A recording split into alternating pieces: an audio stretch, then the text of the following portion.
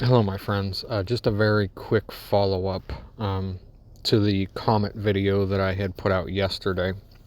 And I spoke a little bit about of the different connections that I've seen to the comet that we currently have passing by. Some things that I didn't really speak about or mention, and then a couple of the things that came after the fact of that was just by putting it together even more clearly. First off, whenever a comet enters into the area where you're going to be able to view it from the sun, it's a period of days event. It's not, one day the comet is there and then the next day it's gone. It takes time to close in, and then it gets to its closest point, which actually is in early February, and then it begins to go further away after that. So then you're technically in the tail of the comet, which would be after its closest approach, which would be sometime early in February when you begin to get in the tail of the comet.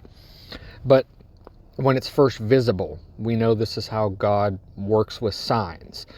From the moment that the word went out, whenever we're talking about rebuilding the temple, the second temple, God works things from the moment you see, or the moment of thought, or the moment of prayer. He begins working. So this sign, if the comet is to be a sign, from the moment it appears begins the date of that sign for us, which would mean the moment that we detected it, but even more so the moment that we are able to see it, which I guess is now into tomorrow. You're going to be able to see it with binoculars or whatever the case is.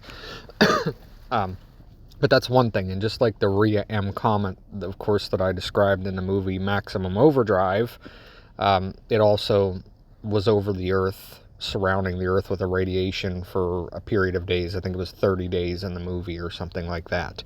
So what this is a window, a time frame, a very specific window and time frame to look at and try to see if this is a sign from God, which it has to be, because this comet is only going to appear to us in all of human history.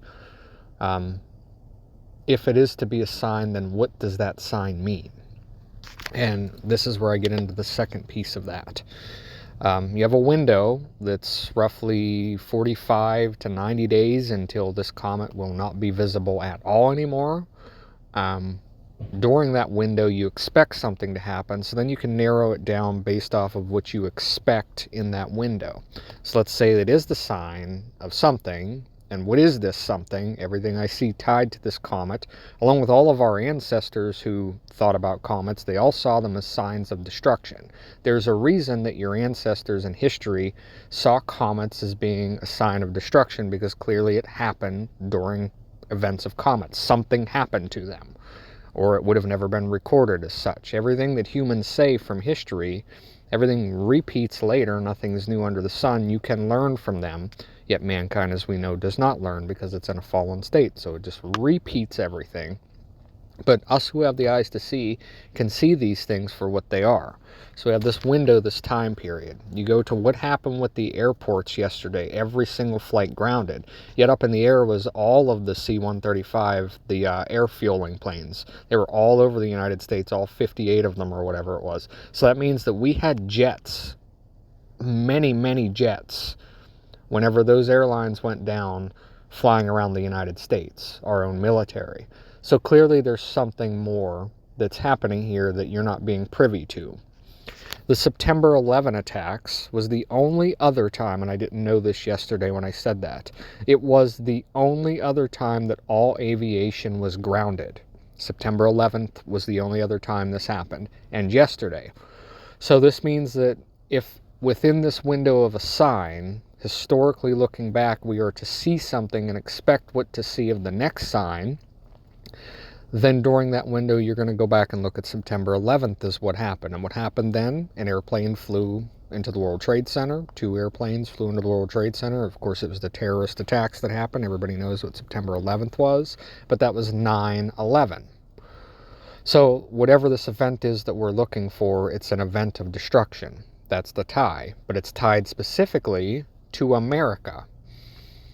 Let's look at the numbers. 9/11. We retired flight number 191 Why did we retire flight number 191? Because there were numerous full hull losses. The greatest amount of death that ever happened on American soil from a single plane, not from a terrorist attack, was Flight 191 in 1979, where I think 276 or 273 people died in the airplane. Everybody died at Chicago O'Hare Airport whenever it crashed. It lost an engine on takeoff. The engine flew up over the top of the airplane, tore out the hydraulics of the airplane, and it crashed. So 191 tied to 9/11. It's like one was a warning of the next. And then you go to what is coming up next Thursday, January 19th, which is 119. So you have 911, 191, 119 all tied to America and an event of destruction. But whenever you write it in Old English, you use the month first and then the day. We've adjusted to doing the day first and then the month, but whenever you're doing it classically, the month is always the number that comes first, followed by the day. Or if you're going to do it the other way, it's the day, or the day followed by the month. If you do it the day followed by the month, you get 119 or 191, depending on whichever way you do that. And of course, we're tying the connection to the flight number 191 to January 19th. This is next Thursday. If I'm going to look within a window for a sign, understand and recognize the sign, understand and recognize it's some sort of an event of destruction, either something falling down from the heavens or a nuclear strike or something major that changes the world after that, or possibly even the rapture and the destruction at the same time. Whatever that is, if that comet was a sign for us to see and somebody was to interpret it, and it was to come right now in these days as we're at the end of the age, and it was to be the sign of something imminently destruction to come. With all the other historical signs all put together, I could fathom that next Thursday, January 19th, 2023, would be the day that I would circle in on to say that's the most likely day of an event to occur that would match everything historically, tie everything together, because there's no such thing as a coincidence. A coincidence means that it's spirit-driven. That's what a coincidence is, and it's done for a reason. So I would tie all of these things in during the event of the passing of the comet, the numbers, the days, the event of what it should be. I would say next Thursday would be the day that you could possibly see that sign be fulfilled, and it's most likely fulfilling if that was to be the sign, this comet, that we were to look for. So that is just pretty much all I had to add to that. God bless.